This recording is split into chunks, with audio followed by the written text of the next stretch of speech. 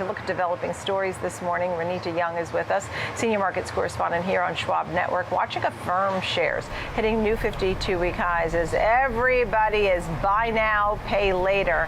Making me a little nervous, but it's good news for Affirm. Your thoughts? Absolutely. I'm nervous too about that, and I'll tell you why in a little bit. But for now, Affirm is getting a pretty good day out of this. Shares reaching that new yearly intraday high, just as you say, off of the report from Adobe Analytics saying that there were way more buy now, pay later options or payments made during this kickoff to the holiday shopping season than expected. Now, just on Black Friday, the sales from consumers who opted to pay using buy now, pay later were up 47% from last year to $79 million. That was Friday.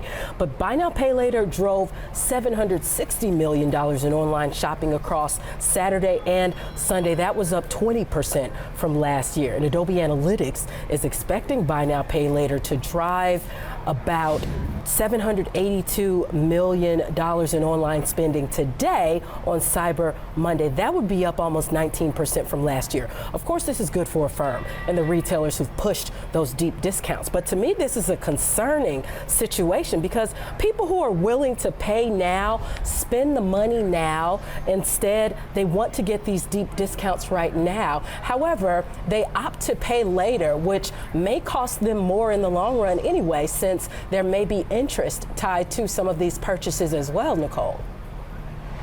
Yeah, and that's the whole point.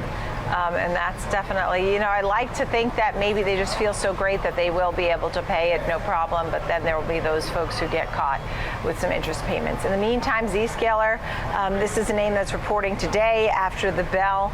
What are you watching there? Well, this is a stock that's also trading near its highs of the year. It is set to report earnings after the bells. Analysts expect to see a sizable year-over-year increase when it comes to revenue. However, it does show that growth is slowing year over year when it comes to one of those metrics. Now, earnings per share is expected to jump about 69% to 49 cents. That's a 69% jump year over year to 49 cents a share. Revenue is expected to grow 33% year over year to $473.4 million. And while still strong, but it's worth noting that that's less than the 43% growth last year. Now, analysts have been watching its calculated billings, its deferred revenue as well.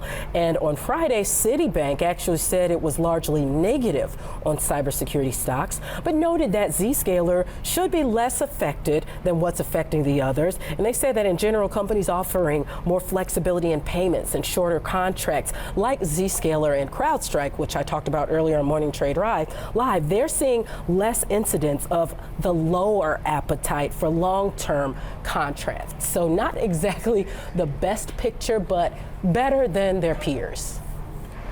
All right, Renita Young, thank you so much, senior markets correspondent. Appreciate it. Sure.